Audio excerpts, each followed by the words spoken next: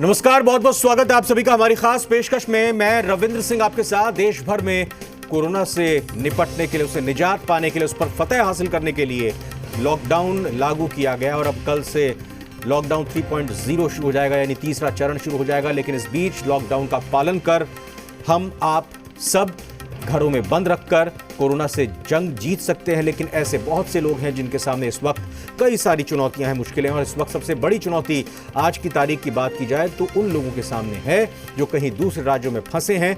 वो अपने प्रदेश कैसे पहुंचे, ये इस वक्त का बड़ा सवाल है। वैसे कुछ लोग ऐसे भी हैं जिनकी अपनी अपनी और भी समस्याएं हैं।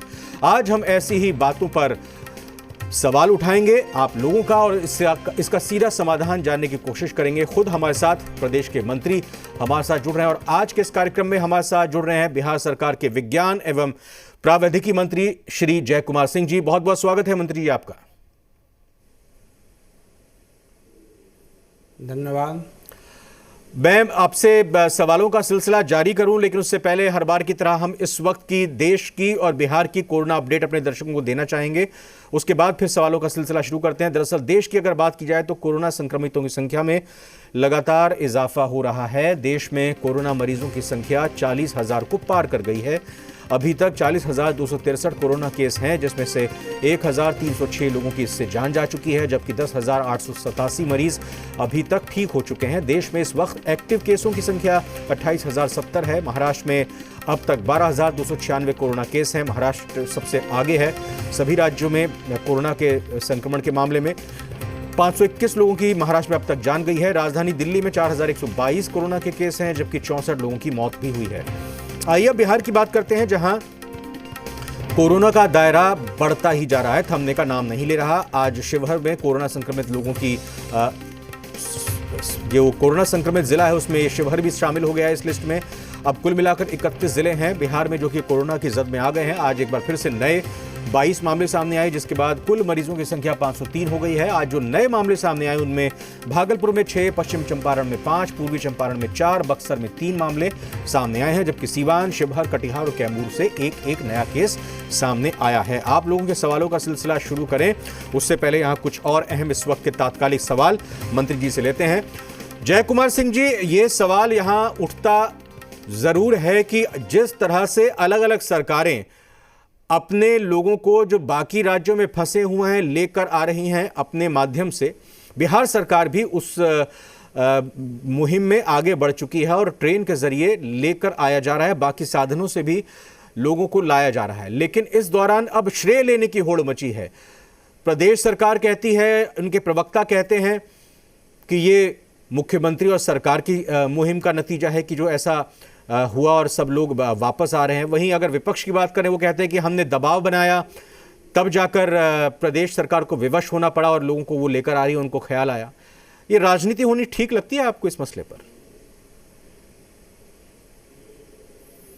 देखिए, एक तो ऐसे समय में जहाँ देश पूरी संक्रामक काल से गुजर रहा है, सभी वर्ग के लोग एक होकर के और सब इस जनजीवन को बचाने में लगे हुए हैं। ऐसे में अभी पक्ष और विपक्ष की कोई भूमिका की चर्चा नहीं होनी चाहिए। दायित्व में चूंकि सरकार है, देश की दायित्व में जो प्रधानमंत्री का निर्देश होता है, राज्य में चाहे जिसकी भी सरकार होती है उसको फॉलो करती है, उनके निर्देश के अनुपालन करती है।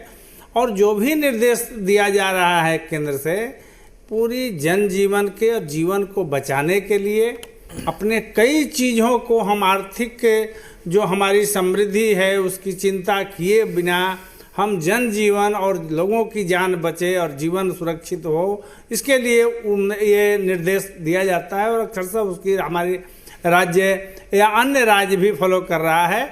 बिहार उसमें से पहला राज्य है जहां लॉकडाउन का पूरी तरह से इसकी फॉलो किया।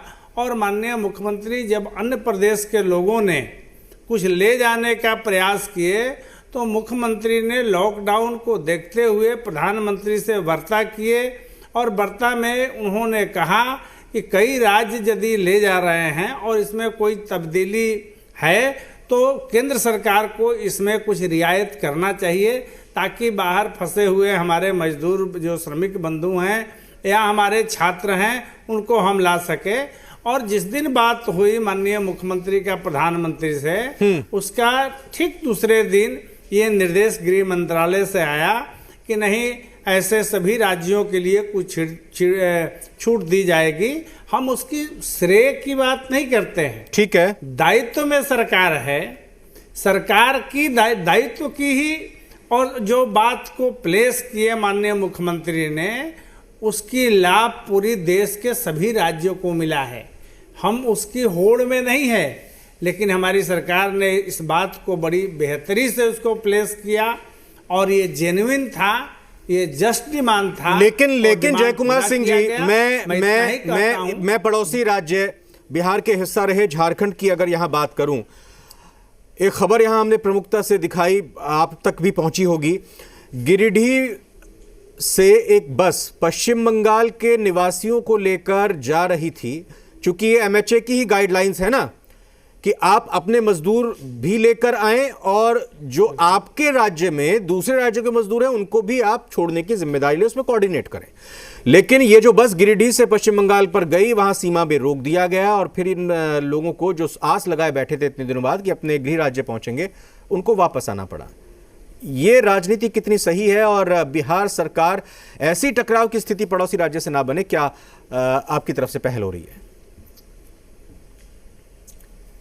देखिए, बिहार हमेशा सामंजस्य बनाकर चलती है, हमेशा देश की सभी राज्यों की बात करती है, और अभी के समय में तो राज्यों की बात ही नहीं होनी चाहिए।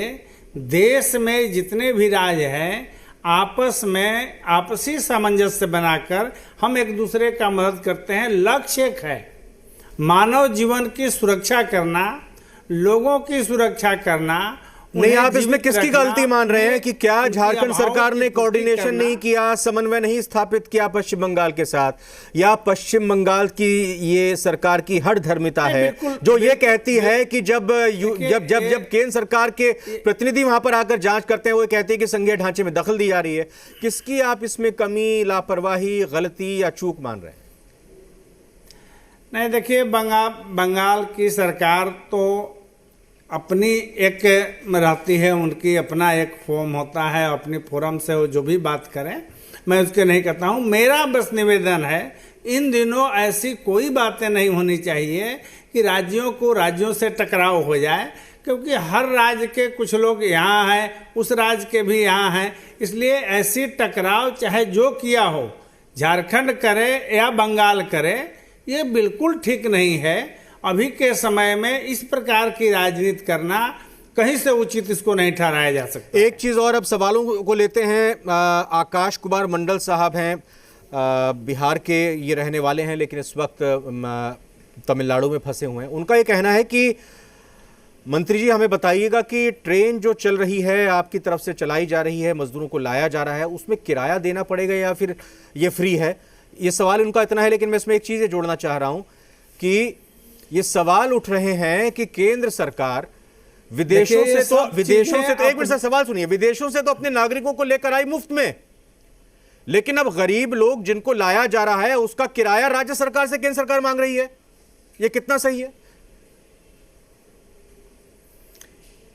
देखिए, केंद्र सरकार की जो गाइडलाइन आई है, हम तो उस गाइडलाइन पर भी चल रहे हैं।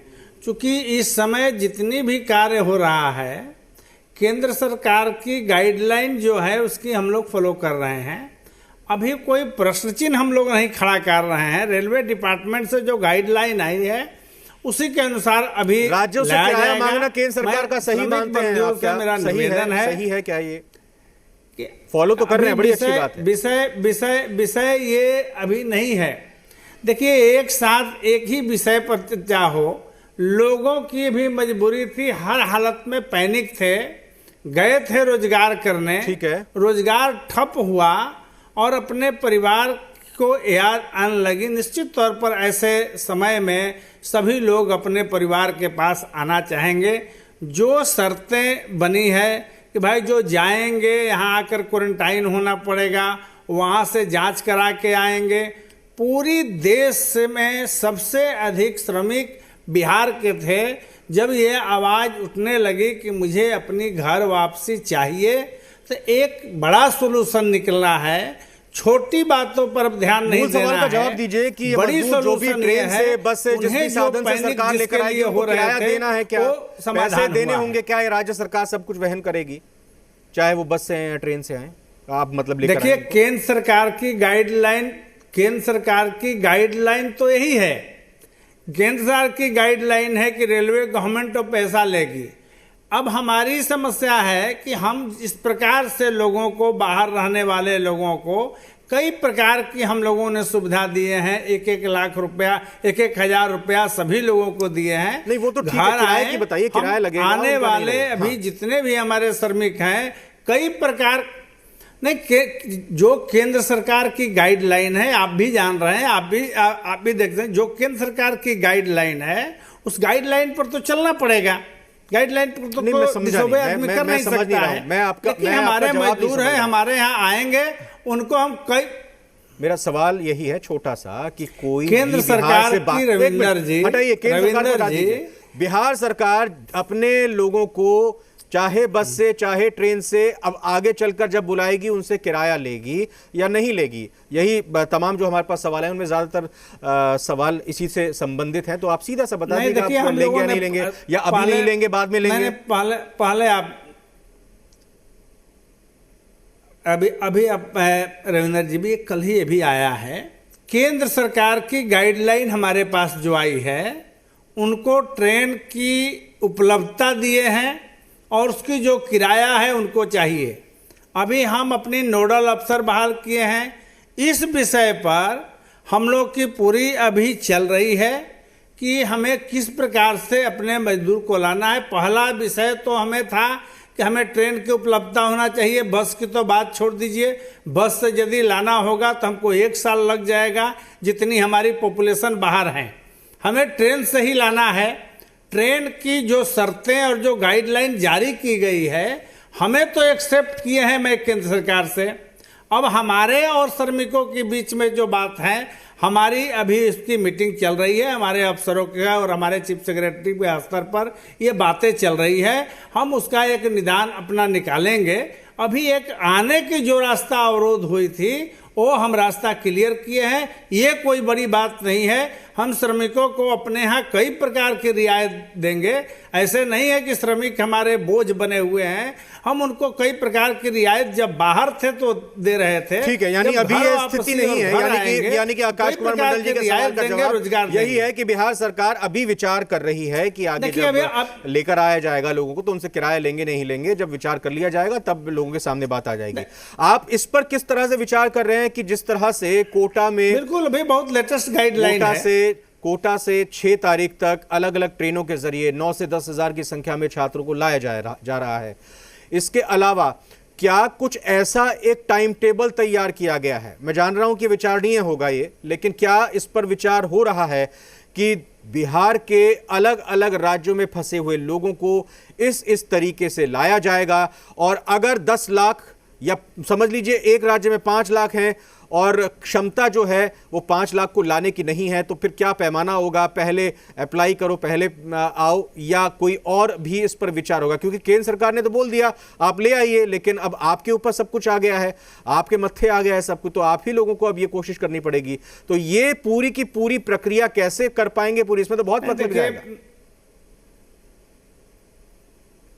देखिए रविंदर जी, हम लोगों ने ये पहले ही एक जारी हुआ, माननीय मुख्यमंत्री के स्तर से मीटिंग हुई और हर राज्य के लिए एक नोडल अफसर हम लोगों ने अपॉइंट किए हुए हैं और नोडल अफसर की काम है वहाँ के अफसरों से मिल करके किस किस लोकेशन में हमारे कितने लोग हैं। आप देख रहे हैं कि रजिस्ट्रेशन ऑनलाइन भी जारी है, तो हमें ये पता करना है किस लोकेशन पर कितने लोग हैं और हमारे पास ट्रेन की उपलब्धता कैसे हो रही है। हम उसका एक जरूर मानक बनाएंगे कि किनकी प्रायोरिटी कैसे देना है, हमें सबको लाना है, लेकिन जो जहां है वो धैर्य रखे।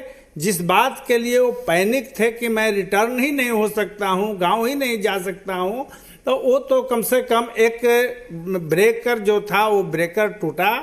और हम ये भी चाहेंगे कि जिस प्रकार से वो क्यों ऐसा लॉकडाउन में फंसे हुए थे। देश में यदि अब जो ग्रीन जोन है, ऑरेंज जोन है, जिसमें आर्थिक गतिविधियां और निर्माण की गतिविधियां यदि चल रही हैं, तो जो लाइवलीहुड के लिए जो गए हैं, बिल्कुल, वो शायद कुछ काम पर भी लगेंगे। हाँ, ऐसे तो पॉपुलेशन अगले सवाल पर आते हैं। राजकिशोर शर्मा साहब दरभंगा के हैं। मानता हूं, दरभंगा से राजकिशोर शर्मा जी का सवाल है कि उज्ज्वला योजना का जो गैस प्रधानमंत्री जी की तरफ से दिया गया योजना के नाम पर, उसमें यह भी कहा गया कि 3 महीने तक कुछ पैसा नहीं लिया जाएगा, लेकिन इन लोगों का कहना है कि एजेंसी में जा रहे हैं सिलेंडर लेने के लिए तो फिर 1000 रुपए मांगे जा रहे हैं। तो ये इस तरह की शिकायत कहां करें?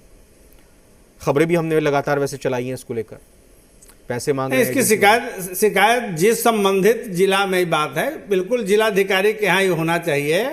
ये निर्देश जारी है, और यदि इस प्रकार की कोई शिकायत है, मजदूर है, तो ये संबंधित जिलाधिकारी को जरूर से उसकी निदान होगी। ये मजदूर हैं राजकिशोर शर्मा जी, ये कहाँ जिलाधिकारी के पास जाएंगे, कैसे जाएंगे? अभी वहाँ आपके बगल में एसडीओ है। हाँ। एसडीओ का ईमेल जारी किया गया, सभी एसडीओ का ईमेल जारी किया गया है, और आवेदन पर तुरंत निष्पादन होता है। उनको मैं निवेदन है, वो कम से कम एसडीओ अपने अनुमंडल में, हर अनुमंडल में एक एसडीओ होते हैं, और उनको एसडीओ के यहाँ करें, ईमेल पर उनको शिकायत दर्ज करें। अच्छा, कई सारे लोगों के मन में अभी भी दुविधा है कि हम किस तरह से अप्लाई करें। हम बिहार लौटना चाहते हैं। अब ये नाम तो बहुत सारे हैं, अलग अलग जगहों पर फंसे हैं। मैं चाहूँगा कि चूंकि ये कार्यक्रम काफ़ी पॉपुलर है लोगों के बीच, तो नहीं, देखिए, मैं समिति की तरफ से बताता हूँ रविंदर जी। हाँ, ये बिल्कुल ये हो जाएगा। अभी हमारे नोडल अफसर जहां जहां के लिए बहाल हुए हैं, वो सभी एक अपनी कैंप बनाएंगे उस प्रदेश में, और उनको पूरी जानकारी हो जाएगी। सभी लोगों को अपने अनुसार, स्टेट के अनुसार, वहां के पदाधिकारियों से मिल करके एक निर्देश दिया जाएगा, और सभी लोग की रजिस्ट्रेशन हो जाएगा। उसमें श्रमिक जो भी व्यक्ति जहां हो, उसको चिंता करने की आवश्यकता नहीं है। जो हमारे नोडल अफसर बने हुए हैं, वहां के अफसर से मिल करके इसी लोकेशन को, नोडल अफसर की तरफ से कोई call centre, customer care number वगैरह सर में है, कुछ जारी हुआ क्या? अभी सभी नंबर, उनके सभी नंबर जारी हो गया है, सभी नंबर जारी हो गया है। वो कल ही जारी हुआ है, तो उस नंबर पर रहेंगे।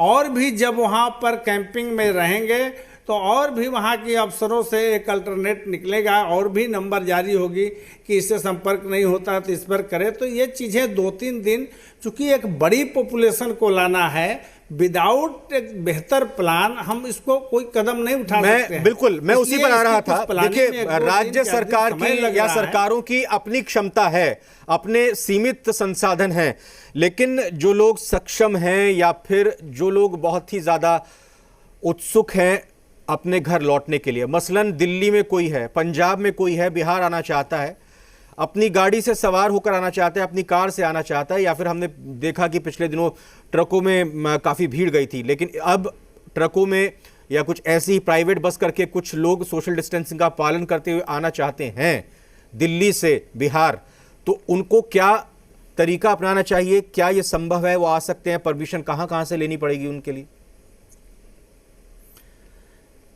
देखिए, ये राज्य सरकार की इसमें भूमिका नहीं है। ये तो जब तक ये केंद्र का गृह मंत्रालय ही इस गाइडलाइन को जारी करता है, और आने वाले दिनों में यदि ऐसा, चूंकि इसलिए ये नहीं किया गया कि हमें हर हालत पर सोशल डिस्टेंसिंग मेंटेन करना है। जो जाएंगे एक जगह से, एक राज्य से दूसरे राज्य में, उसको क्वारंटाइन होना है, तो उनकी पूरी जानकारी जिस राज्य से जा रहे हैं और जिस राज्य में जा रहे हैं, वो जानकारी के लिए ही ऐसा किया गया कि यदि छोटी वाहनों से भी यदि परमिट कर दिया जाएगा, तो ये बड़ी मुश्किल होगा इसको संभालना। अभी तो हमारी तैयारी है कि ट्रेन से आएंगे तो हमारी जो 5 जोन बनाई गई है बिहार में, पटना, मुजफ्फरपुर, गया, छपरा और दरभंगा, इसको हम एक जोन बनाए हुए हैं, परिवहन जोन, और यहाँ से संबंधित जिला में जो क्वारंटाइन हमारा शेल्टर बना हुआ है वहाँ तक ले आएंगे। तो ये तो एक तरीका बनाई गई है, और गृह मंत्रालय इस पर विचार करेगा, और ऐसा लगेगा कि नहीं, हमें छोटे वाहन से भी कुछ लोगों को जाने की इजाज़त है, तो हम ऐसे लोगों नहीं, को मैं जरूर आप सब कहेंगे, कुछ गृह मंत्रालय पर डाल रहे हैं, आप बिल्कुल आज्ञाकारी, बिल्कुल एक आज्ञाकारी छात्र की तरह है, आप बात कर रहे हैं, आपकी सरकार का आप हवाला दे रहे हैं कि जो केंद्र सरकार कहेगी, लेकिन कोई भी छात्र सर सवाल तो कर सकता है ना, अपना प्रपोजल तो दे सकता है कि भाई हमारी संख्या ज्यादा है, सीमित संसाधन है, वक्त कम है, तो आप भी तो अपना प्रपोजल रखिए ना केंद्र सरकार से कि भाई आप लोगों को इजाजत दीजिए सीमित तरीके से, संयमित तरीके से, अनुशासित तरीके से। देखिए, यदि ये इजाजत जो मिली है, इसमें बहुत ही पुरजोर डिमांड सिर्फ बिहार का, आप उस दिन का देखिए, प्रधानमंत्री के साथ सभी मुख्यमंत्री का मीटिंग था, लेकिन इस बात को रखने वाले बिहार के सीएम ने ही, माननीय नीतीश कुमार जी ने ही इस बात को रखा कि क्यों न सभी राज्यों को अपने अपने मजदूरों को और बच्चों को लाने की रियायत दे और केंद्र सरकार इसकी गाइडलाइन जारी करे। ये बिहार ने ही बड़ी प्रमुखता से इस बात को उठाई है, इसको नकारा नहीं जा सकता है। मान लिया, लेकिन क्या बिहार सरकार ने ये भी प्रपोजल दिया कि उनको लाया कैसे जाए? आप कह रहे हैं कि ये प्रपोजल तो हमने दे दिया, लेकिन guideline ministry of home affairs बनाई नहीं, ये प्रपोजल दिया गया था। आपको याद होगा, आपको रविंदर जी, आपको याद होगा, ये माननीय उप मुख्यमंत्री ने ही कहा कि केंद्र सरकार हमें रेल दे। हम लोग भी इस बात को उठाए कि इस देश नहीं बल्कि दुनिया का सबसे बड़ी नेटवर्किंग, रेल नेटवर्किंग भारत का है, और इसके अलावा कोई दूसरा रास्ता नहीं दिख रहा है कि 30 लाख पॉपुलेशन को हम बम्बे से, बंगलोर से, कलकत्ता से और तेलंगाना से और राजस्थान से ला देंगे। इसके लिए रेल ही एक बेहतर व्यवस्था हो सकता है। आंकड़े की अभी बात कर रहे हैं, ठीक है, मैं जयकुमार सिंह जी, ये ऑन पेपर तो नहीं है, ऑन रिकॉर्ड तो नहीं है, मोटे तौर पर बिहार के कितने लोग, चाहे वो पढ़ाई की वजह से गए हों या मजदूरी और काम करने के लिए गए हों, जो फंसे हुए हैं, जो अपना घर वहां नहीं बना पाए हैं, जो दिक्कत में है, कितनी संख्या होगी? करीब मोटी-मोटी कितनी संख्या होगी? ऊपर तो हम 28 लाख से ऊपर तो हमारे यहाँ रजिस्ट्रेशन हो चुका है। मैं ऐसा मानता हूं कि 30 लाख से ऊपर की पॉपुलेशन जरूर होगा जो बाहर में है, जो आना चाहते हैं। ये आप ही बताइए कि जिस प्रकार की संख्या है, और ऐसे भी लेकर गांव नहीं छोड़ना है, आना है, उन्हें जांच करना है, क्वारंटीन करना है, लोग कोई और प्रभावित न हो, इस क्वारंटीन की संक्रामक की संख्या और न बढ़े। इसमें कई प्रकार की सोच पहले एक बनती है। जयकुमार सिंह जी, जाकर एक निर्णय मंत्री जी, ये बताइए कि इन 28 लाख जिन लोगों का रजिस्ट्रेशन हुआ है, इन लोगों को लाने में बिहार सरकार को कितने दिन लगेंगे, और क्या इन तमाम लोगों के लिए क्वारंटीन सेंटर्स की उपलब्धता है बिहार सरकार के पास? इसकी कैलकुलेशन से कोई भी और शास्त्री भी गड़बड़ा जाएगा। नहीं सर, क्या गड़बड़ा जाएगा? एक ट्रेन में 1000 आदमी आ रहा है, एक ट्रेन में 1000 आदमी आ रहा है, सीधा सा लगा लीजिए 28 लाख ट्रेन में कितने आदमी आएंगे? आप जोड़ लीजिए, जोड़ना नहीं, डिवाइड करना होगा। इस बिहार में देखिए, आप देख लें, यदि 20,000 भी हमारे यहाँ 20 गो ट्रेन भी चल रही है, 30 गो भी ट्रेन चल रही है, तो 9 लाख पॉपुलेशन एक महीना में आएगा। 30,000 यदि 30 ट्रेन चलेगी तो 3,000 यदि आदमी हमारे पास आते हैं, 30,000 तो जी 3 लाख लोग भी आएंगे। ठीक है सर, चलिए उलझते नहीं है इन आंकड़ों में, इन कैलकुलेशन में। एक जल्दी से मेरे को एक बता दीजिए, हम उसको बिहार की सरकार हमेशा बिहारियों के हित में फैसला लेती है, झारखंड की सरकार ने, बिल्कुल छोटा सा जवाब दीजिए, मेरे को खत्म करना होगा सर प्रोग्राम। झारखंड की सरकार ने आज जो लॉकडाउन है, ऑरेंज जोन, रेड जोन, उन्होंने कहा नहीं, हमें नहीं चाहिए अभी फिलहाल, हम 14 दिन तक लॉकडाउन में ही रहेंगे। फैसले पर आप क्या कहेंगे इस पर? और बिहार सरकार को भी क्या अपने लिहाज से नहीं देखना चाहिए? और इसके पीछे तर्क यह है कि जो मजदूर जिनको लाया जा रहा है उसकी वजह से संक्रमण फैल सकता है, उसके पीछे तर्क है उनका। छोटा सा जवाब इस पर। नहीं, आपको फिर जरा सा रिपीट कीजिए, जरा सुनने में। झारखंड सरकार ने कहा है कि हम अगले 14 दिनों तक ग्रीन जोन, रेड जोन और जिस तरह से ऑरेंज जोन में रखा गया है, हम उसको नहीं मानेंगे, हम ये कोई जोन नहीं मानेंगे, हम 14 दिनों तक लॉकडाउन को आगे बढ़ाएंगे, मतलब जो 3 तारीख तक की स्थिति है वही रखेंगे। इसके पीछे तर्क ये दिया है कि क्योंकि मजदूरों को लाया जा रहा है, इससे संक्रमण फैल सकता है। आप बिहार के मद्देनजर इसको कैसे देखते हैं? ये सही फैसला लिया गया है, बिहार को भी ऐसा कुछ सोचना चाहिए? नहीं, देखिए ये सब चीजें तो राज्य की अपनी अपनी नजरिया है। बिहार में हम लोग रेड जोन, अपना नजरिया भी तो ऑरेंज बताइए ना जोन, सर। और जो हमारा बिल्कुल सेफ है उसकी हमारी लॉकडाउन जो किया गया है, मैं उसके साथ हूं। लॉकडाउन अनिवार्य था, इसमें अभी खुला छूट देने की आवश्यकता नहीं है, और तभी जाकर के ये संक्रामक कम होगा। ये जो निर्णय लिया गया है केंद्र सरकार का, उस केंद्र सरकार के साथ हम लोग खड़े हैं। बहुत बहुत धन्यवाद आपका जय कुमार सिंह जी। बिल्कुल आपने सही तरीके से सभी सवालों का जवाब दिया। हमारे जो जितने भी लोग और यहाँ पर जुड़े हुए थे तमाम बातों को समझे होंगे आपकी। शुक्रिया। आगे भी आपसे चर्चा हम जरूर करेंगे इस कार्यक्रम के जरिए। फिलहाल समस्या निदान अभियान में आज इतना ही। आप बने रहिए जी बिहार झारखंड के साथ। नमस्कार। SRMB TMT, घर से हो जीत की शुरुआत।